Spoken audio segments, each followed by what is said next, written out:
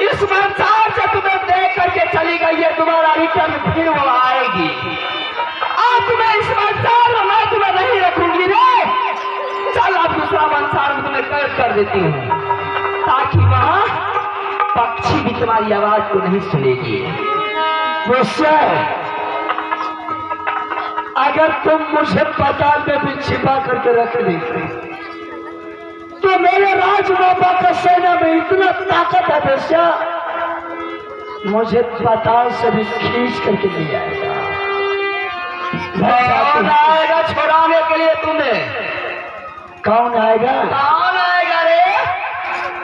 चाचा सैयद बनारस किला से आएगा बेशिया। आने दो। जब चाचा सैयद तुम्हारे बनारस किला में पाँव फेंक दिया बेशिया, तो जितना बना नटवर किला का बुढ़िया है ना बुढ़िया, मेरे चाचा को देख करके नटवर किला का बुद्धि दीवाना हो जाएगा। बनारस किला से आएगा तुम्हारा चाचा। आएगा वो भी मैं देख लूंगी, कितना बड़ा बुद्धिमान लाठी चालेबाज है। आ गया तो डिंगरा का बेटा के खिचड़ी बना करके खा जाऊंगी, जा नहीं पाएगा। लेके चौचा की चाचा सैयद लौटा के नाटवर में लेके सब बुढ़िया के बोला चाचा सैयद के बोला, लेके सब चपन की के बोला भैया आल्हा के बने तो के दू चार बिया पुता पाली के बोला भैया मल खा के भला, ये जतना चपन की के बोला सबता भले तो बेसिया के सुन ले या राजिया बेसिया छोड़ के जी तेरा बेसिया के बाबू रूदसी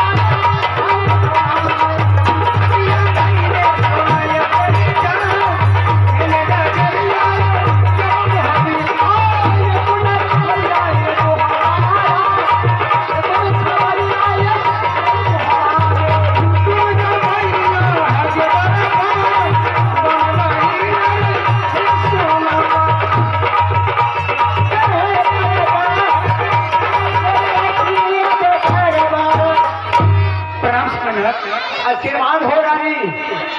रानी, अरे तुमने फिर फुलून खाने के लिए तुम आ गई है। हाँ, क्या स्वामीनाथ, मैं तो आपके पास आई हूँ।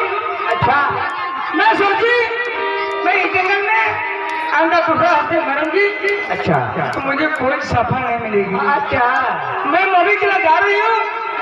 अगर पति ना भाग से मर जाऊंगी, मुझे परमात्मा बहुत सफल करेंगे। लेकिन अरे तुम जंगल से आ गई है महावा किला मारने के लिए। ये बताओ, जिस काम से तुमने गई थी वो दूसरा चूहे पता लगाने के लिए तुम्हें पता चला है? हे ये पता नहीं चमलाए राजा देवरा बाहे ये पता नहीं चला है? पता नहीं चमलाए राजा यो देवरा ये बाबू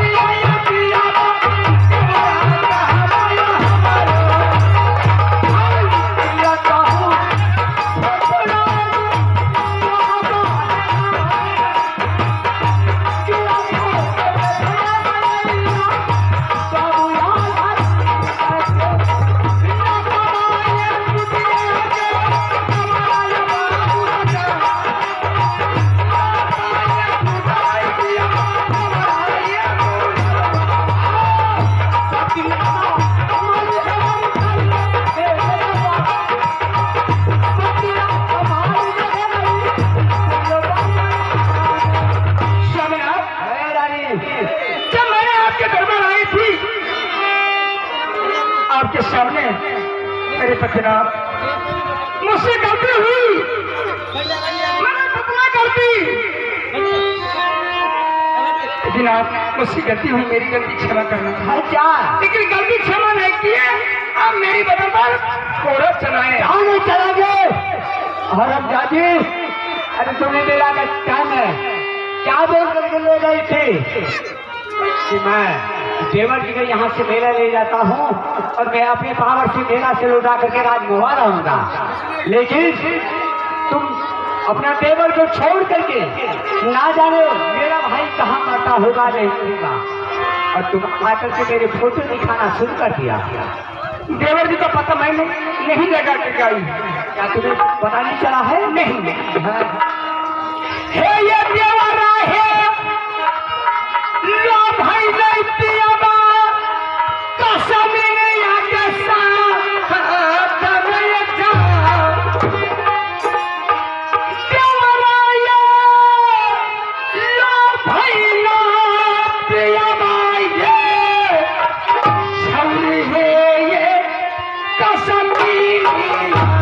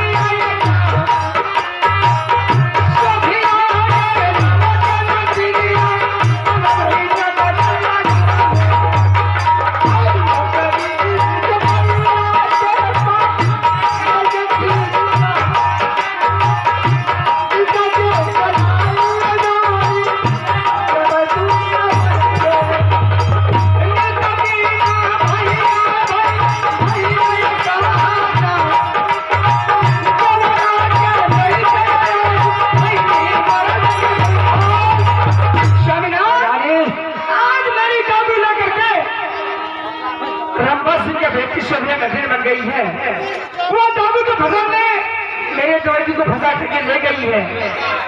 सारा दिन सुबह बना करके पिंजरे में रखती है, रात को मांस बना करके वह शादी की बात पर खुशी है। क्या लागे? लेकिन शादी से मेरे देवर जी इनकार है। अच्छा। देवर जी ने कहा जब तक मेरी भाभी जी और बड़ा भाई आदेश नहीं देंगे तब तक शादी नहीं करूंगा। क्या लागे? मेरा भाई बाबू जंगीरुल सिंह और रामभा सिंह बेटी का सोनिया कुमारी के चंगुल में फंस गया है। क्या हुआ, शादी कर लिया है या नहीं? देवर जी अभी शादी नहीं किए। क्या शादी नहीं किया है? नहीं। क्या तुम्हें पता लगा करके आ गई है? मैंने आ गई है। सही बात बोलती है। स्वामीनाथ, आपके पास में सेनापति है तो सजाइए और आप अपना भाई को छुड़ा करके ले आएंगे। 8 तारीख से न मेरा देवर रहा, मन उससे भाभी नहीं।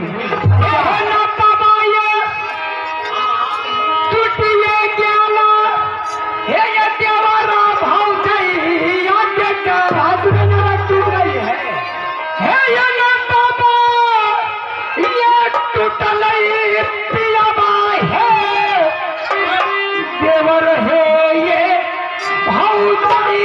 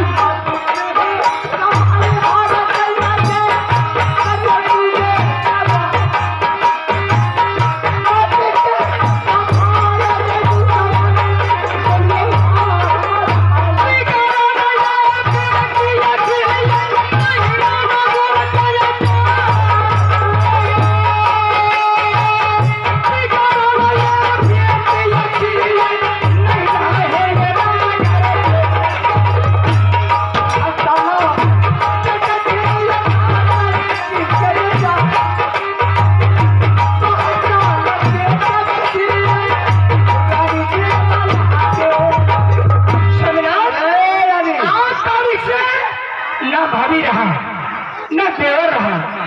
8 तारीख से आप सबसे फर्स्ट बार सरसा की खबर पहुंचा दीजिए। कहाँ का भाई रहता है मरघा से, और उससे बाद डॉक्टर के खबर पहुंचा दीजिए जाके आपका चाचा रहता बनारस खिला दे। शाला सजाइए, अपना भाई को ठहराइए। आप तरह से कोई मतलब नहीं रहा। जाओ, आज तारीख से तुमको अपने देवर से मतलब नहीं है। नहीं राजी, तो तुम ही कान खोल करके सुन लो।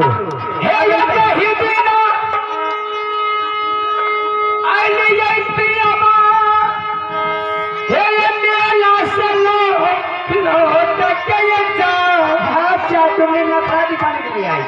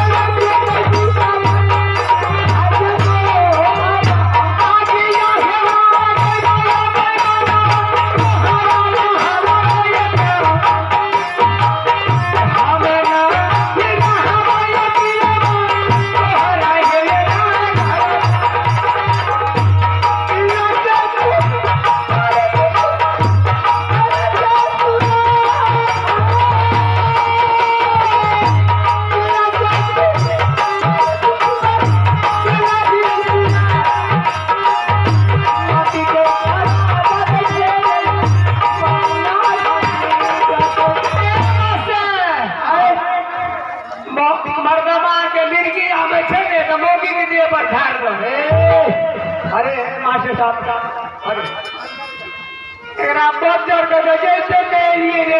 हाँ, गलती माफ मांगिए, नहीं करके गलती माफ। अरे तुमने क्या आगे में हमरा मार लगे, अब कोई मतलब अहाँ के भाषी में। हाँ मेरा भाई, आप छोड़े के लाभ। अच्छा, हमरा कोई मतलब ना हमारा जाति मतलब नहीं। जाने के लिए मैं तुमने क्या बोली थी कि देखते हैं मोदी में पावर है या मार्च में, लेकिन अभी तुम्हारे पास पावर नागर बाहा में हे ये देवरा के हे कापा तुम आग लगाई थी पोतरा खास से बारा जाए तोरा हम ये कापा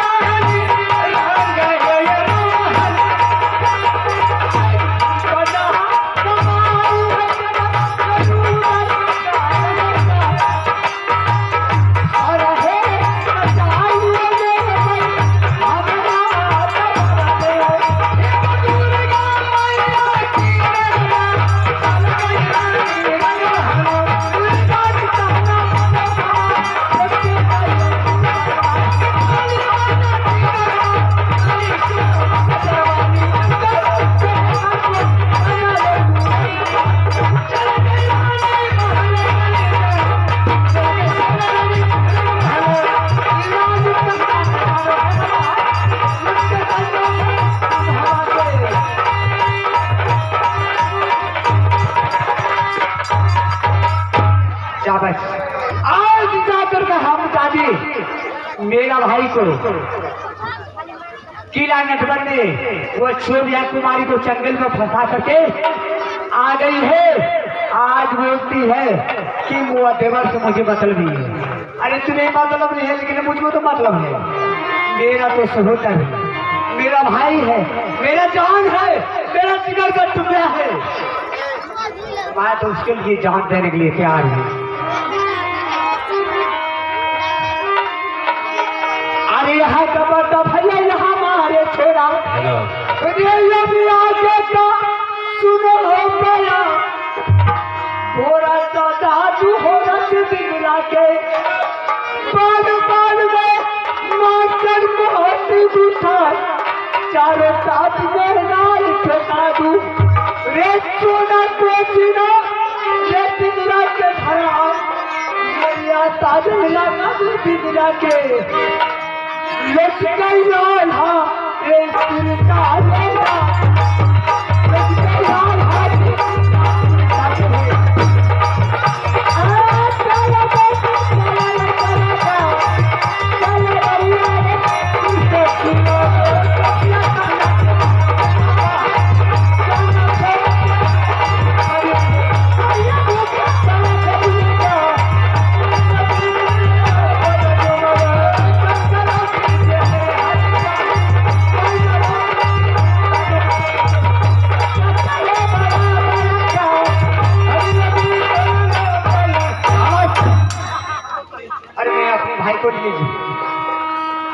का डालूंगा झुकाऊंगा नहीं, लेकिन वाराणसी का बेटी जात का जो दिन है, लेकिन आज मेरे भाई को चंगुल में फंसा करके रखी है। मैं उसके लिए अपना जान को दे दूंगा। अब यहाँ से मैं जा रहा हूँ शीर्षा किला। शीर्षा किला में इमरान खान से को साथ करूंगा। वहां से जाऊंगा बनारस किला, जहाँ की मेरा चाचा ताला सेहत है। मैं यहाँ से सेना साथ करके वह हरिमजादी को दरबार जाऊंगा और मैं वह हरिमजादी को दरबार में जाकर के बम गिरा दूंगा, छोड़ूंगा नहीं।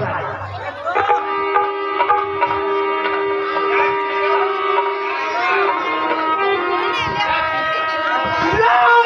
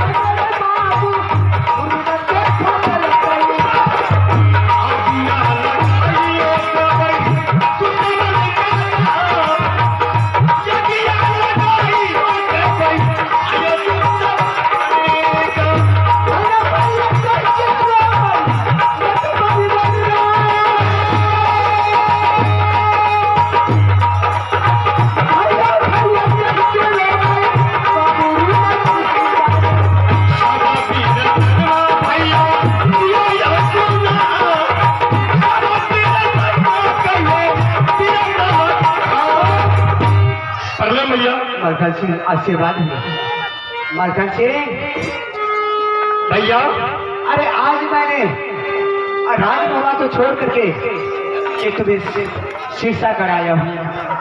भैया आने का कारण मैं जो पूछ रहा हूँ उसके जवाब दीजिए। इधर आइए। बोलो।